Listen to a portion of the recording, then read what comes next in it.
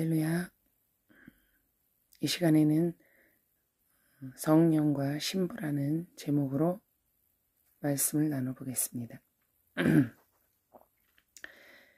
계시록 22장 17절 말씀. 성령과 신부가 말씀하시기를 오라 하시는도다.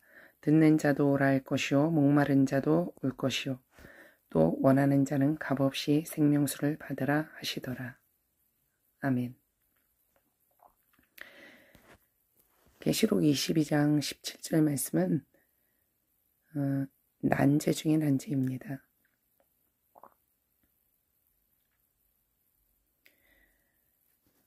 여기서 성령과 신부가 이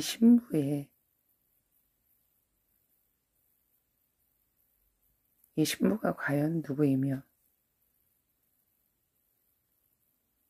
이 부분에 있어서 미혹이 많이 됩니다.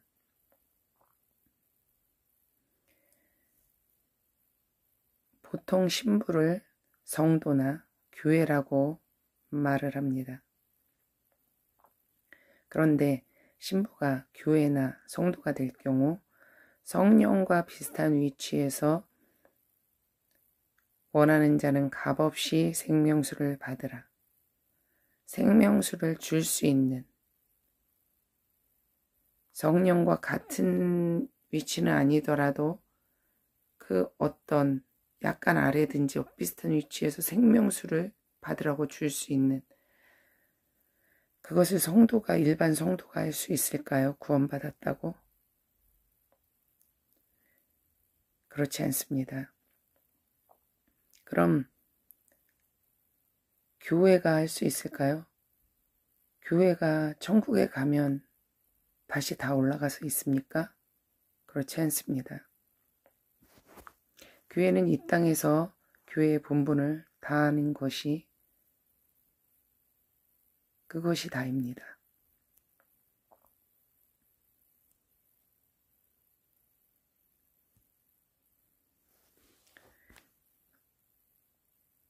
이렇게 난해할 때는 영어 성경을 찾아보게 되죠. The Spirit and the Bride say. 신부는 여지없이 the bride, 그냥 신부입니다. 영어 성경에서도 그냥 신부이기 때문에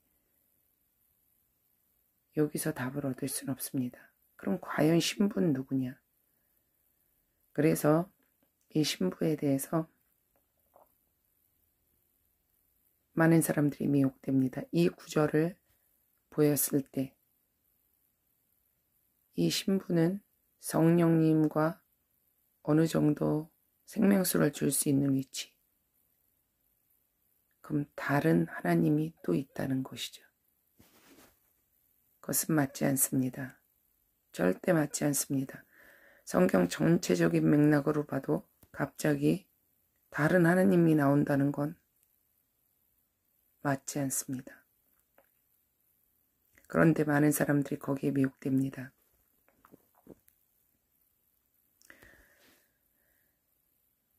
마태복음 19장 28절 말씀 보시겠습니다. 예수께서 가라사대 내가 진실로 너희에게 이르노니 세상이 새롭게 되어 인자가 자기 영광의 보좌에 앉을 때 나를 쫓는 너희도 12보좌에 앉아 이스라엘 12지파를 심판하리라. 또 내 이름을 위하여 집이나 형제나 자매나 부모나 자식이나 전토를 벌인 자마다 여러 배를 받고 또 영생을 상속하리라. 아멘.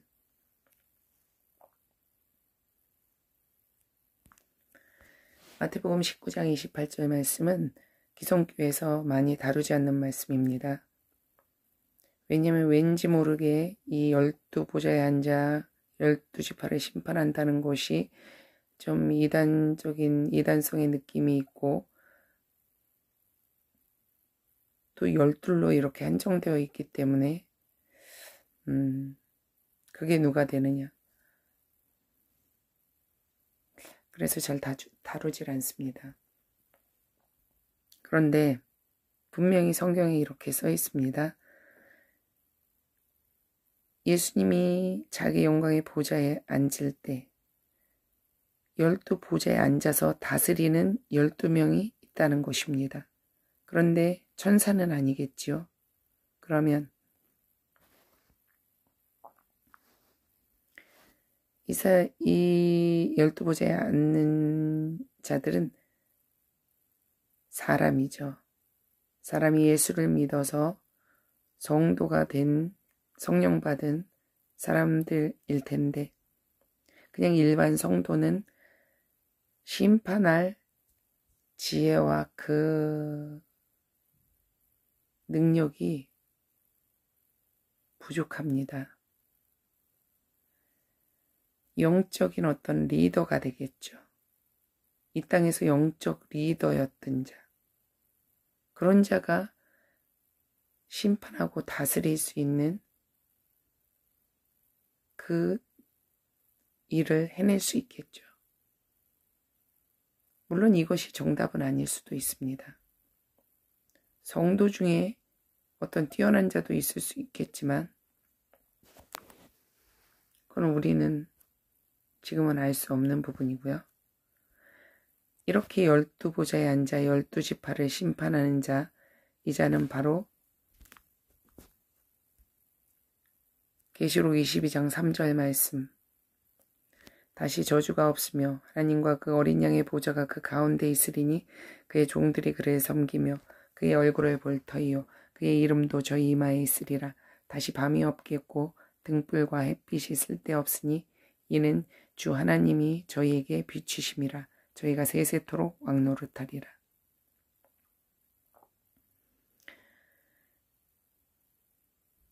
그의 종들이 그를 섬기며 세세토록 왕노릇한다고 하였습니다.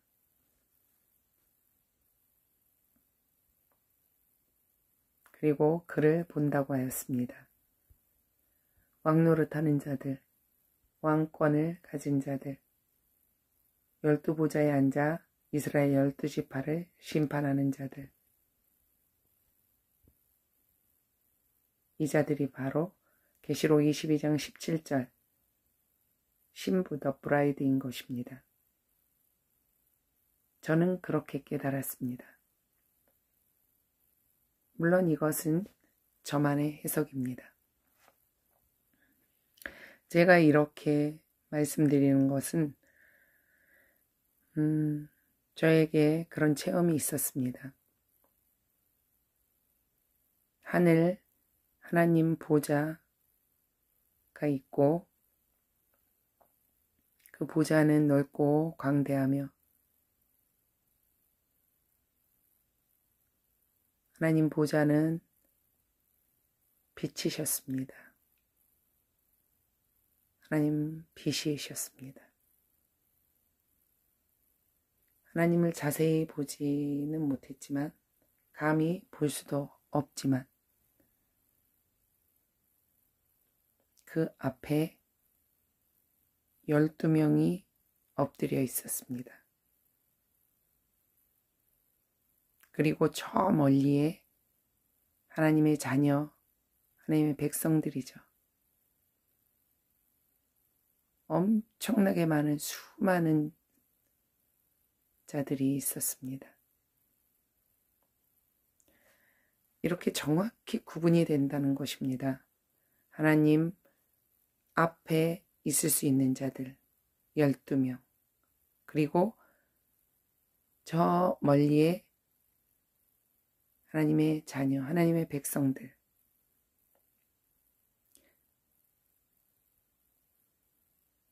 이들이 바로 신부이며 왕권을 가진 12명인 것입니다. 그래서 생명수를 줄 수 있는 것입니다.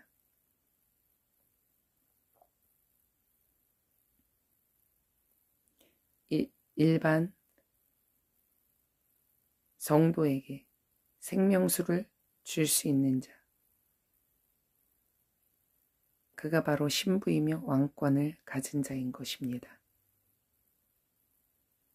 그런데 왜 하필 이 신부가 12명밖에 안 되냐?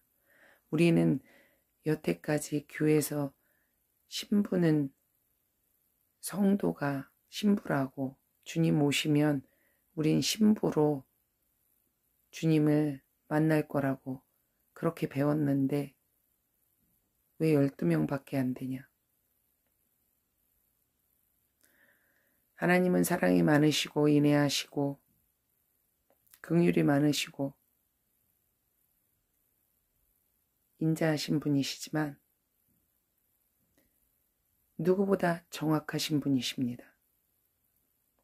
이 땅의 신랑도 신부를 얻을 때 지나가는 여자, 치마 입은 여자 몇 명을 얻지 않습니다. 자기가 생각하는 것에 맞고 자기가 원하는 사람, 그리고 자기를 사랑하고 자기가 너무 사랑하는 사람, 그런 사람을 신부로 맞이합니다. 어떤 신랑도 대강 신부를 그렇게 맞이하고 싶지 않을 것입니다. 하물며 주님께서 신부를 택하실 때 영적으로 성숙되지 않고 말씀으로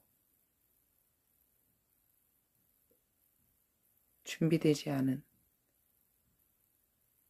영적으로 아름답지 않은, 그냥 어느 정도 구원받고 온 그런 성도 모두를 신부로 맞으실까요? 주님은 자기를 너무 사랑하는 자, 주님이 너무 사랑하는 자,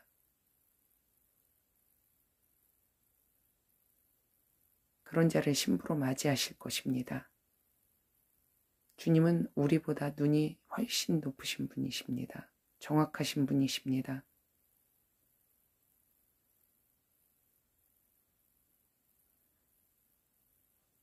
우리가 유추하자면 추가적으로 생각할 때 일반 성도는 아닐 수도 있고 어느 정도 영적인 레벨이 대단한 높은 이 땅에서 영적 지도자, 영적 리더를 했던 그런 분의 확률이 높을 수도 있겠죠. 물론 아닐 수도 있겠지만 그건 하나님 마음이시니까.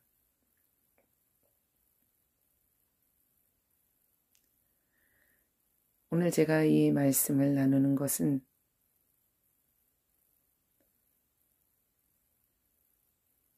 누군가 이 말씀을 갑자기 들이대고 신부가 누구냐 대답을 못할 때 다른 하나님을 들이대면 그것에 미혹되지 마시라는 것입니다. 지금 마지막 때입니다. 미혹돼서 시간을 허비할 그런 여유가 없습니다. 물론 그런 거에 미혹될 정도면 그 영혼이 상당히 위험하고 심각한 상태이지만 이 양들은, 성도들은 정말 누구를 따라가느냐가 너무나 중요한 것이기 때문에 그래서 오늘 이 말씀을 준비하였습니다. 도움이 되셨길 바랍니다. 감사합니다.